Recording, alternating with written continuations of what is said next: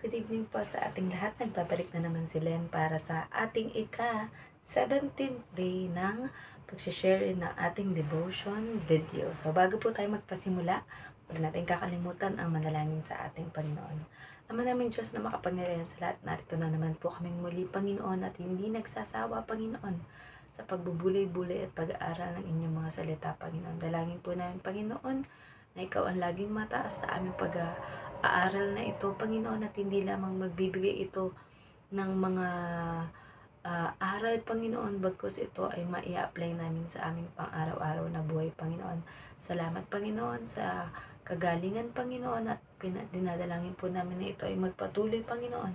At alam po namin na ibinibigay niyo sa amin ang kalakasan ng katawan at upang sa bawat araw, Panginoon, ay magawa namin ang aming mga dapat gawin, Panginoon.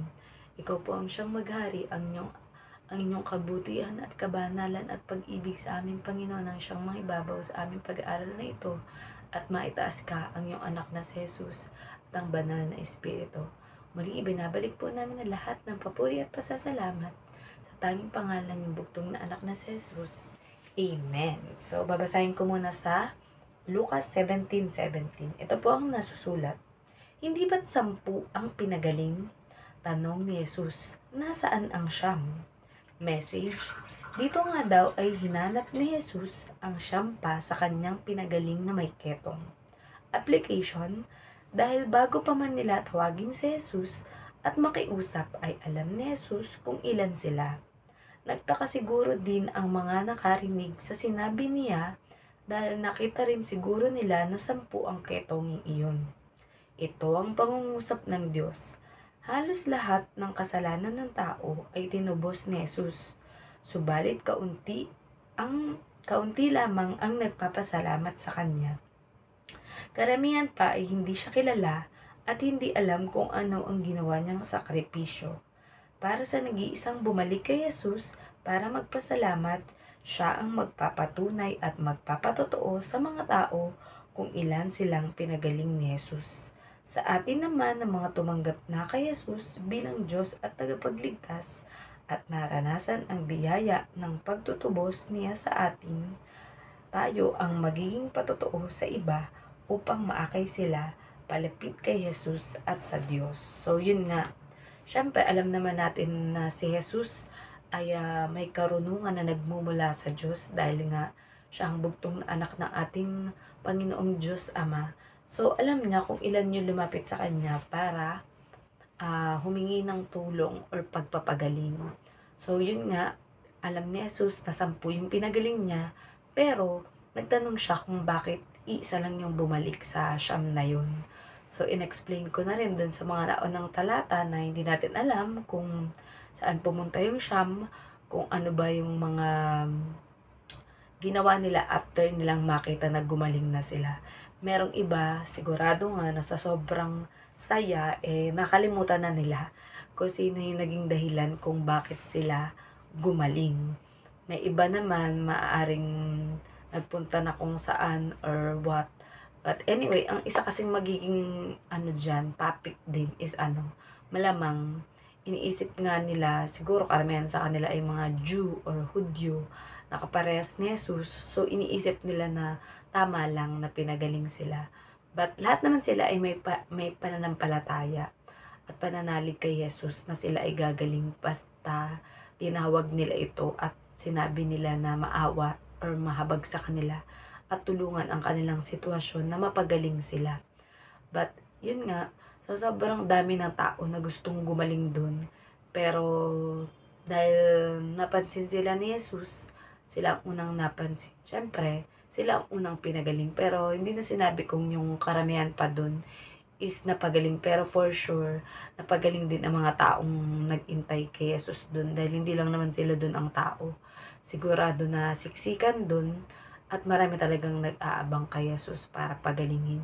So yun nga, sa kagaya din sa mga explanation ko na si Jesus, hindi lang naman tayo pinapagaling sa ating mga pisikal na mga sakit.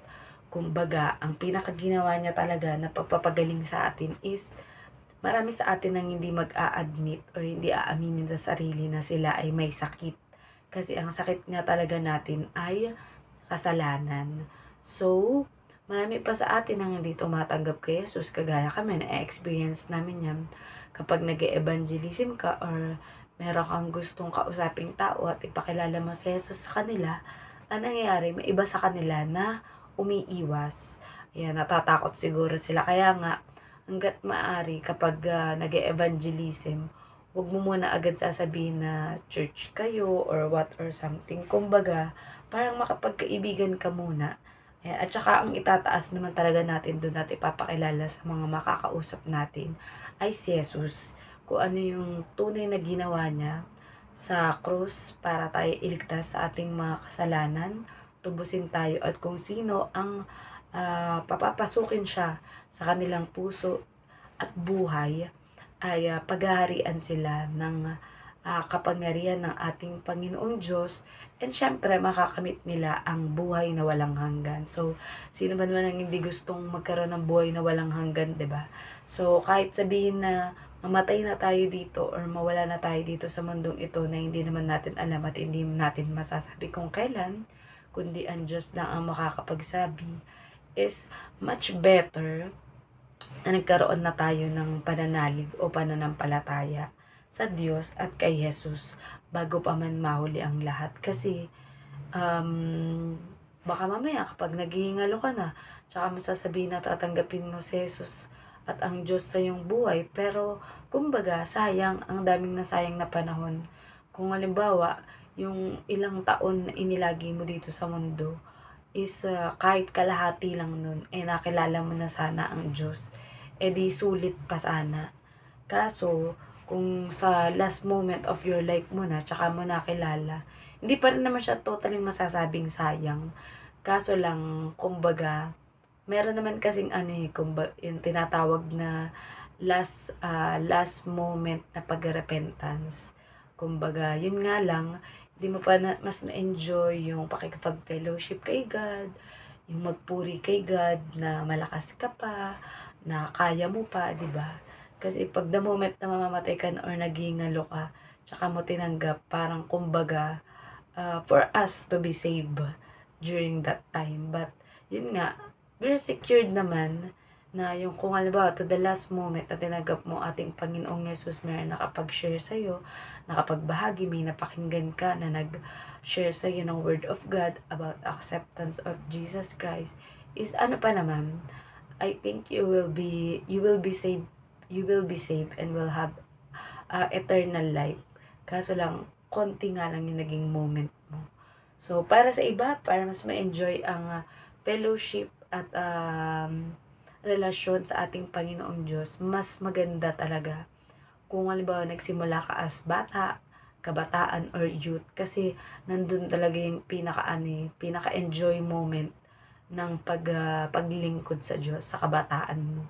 Kasi pag medyo may edad ka na, marami ka ng ibang iniisip, marami ka ng ibang priority, marami ka ng dapat gawin. So, kapag kinausap ka ng Diyos at sinabi sa'yo na ngayon na, now na muna tanggapin ang kanyang anak na si Jesus bilang Diyos at tagapagligtas, huwag ka na magpatumpik-tumpik pa at huwag mo nang ipagpabukas pa. Kasi hindi natin nasisiguro kung kinabukasan ay may buhay pa tayo o buhay pa tayo, 'di ba? So, if ikaw ay kinakausap ng Diyos na ngayon na itanggapin at papasukin sa iyong buhay at puso ang ating Panginoong Jesus, go ka na. Huwag ka na magbabago ng isip pa, okay? If you have decided to follow Jesus, no turning back. So, ayan, hanggang dyan na lang po muna ang ating sharing ng ating devotion at end po natin ito into prayer. Ama namin Diyos, makapangyarihan sa lahat, muli, nagpapasalamat po kami, Panginoon, na alam ninyo at kilala ninyo ang aming mga pangalan, Panginoon. Alam ninyo ang magiging takbo ng aming buhay, Panginoon, kung kami ba ay tatanggap sa inyo o tatanggi kami, Panginoon, sa inyong paanyaya, natanggapin at papasukin ang inyong anak na si Jesus bilang Diyos at tagapagligtas ng buhay namin, Panginoon. At sa aming Panginoon na binigyan nyo ng pagkakataon, Panginoon, at pribilehiyo, Panginoon, na maging anak din ninyo, Panginoon, sa pamamagitan ng inyong anak na si Jesus, Panginoon, ay nagpapasalamat po kami. At Di ba nagdadasal po namin, Panginoon, na kami laging maging kasangkapan o instrumento nyo, Panginoon, para maabot ang mga taong naliligaw ng landas, Panginoon, at hindi pa nila alam o hindi nila sigurado kung saan sila pupunta, kung sa langit ba, nakaharian ninyo, o sa walang hanggang kaparusahan at paghihirap sa impyerno, Panginoon. Tulungan niyo po kami, Panginoon, na laging maging matapang, Panginoon, na ipahayag ang inyong mga salita at banal na salita, Panginoon, sa mga tao, Panginoon. At nawa ay magkaroon din ang bawat taong makakapakinig, Panginoon, ng puso na marunong umanawa, Panginoon, na marunong tumanggap, Panginoon, at magsisi sa kanilang mga kasalanan upang maghari sa kanilang puso at isip ang inyong anak na si Jesus, Panginoon. At alam po namin, Panginoon, na lahat ng aming mga panalangin, ito man ay sinasambit namin sa pamamagitan ng panalangin or sa aming isip lamang at hindi namin masabi sa aming mga bibig, Panginoon. Alam po namin na ito ay dinidinig ninyo at alam ninyo kung ito ay para sa ikabubuti namin o ikasasama, Panginoon. Sa lahat po ng mga biyaya, Panginoon, maraming salamat, Panginoon. At dalangin pa namin na, Panginoon, sa inyong pagbubuhos sa amin ng biyaya ay maging biyaya at pagpapala din kami sa aming kapwa. Makatulong kami sa iba't ibang mga pamamaraan sa aming kapwa na makapagdudulot ng ligaya, saya, kapayapaan, pag-ibig, Panginoon, na nagmumula sa inyo para sa aming kapwa. Muli, binabalik po namin ang lahat ng papuri at pasasalamat sa tanging pangalan ng inyong bugtong na anak na si Jesus. Amen. Good night po sa ating lahat. God bless.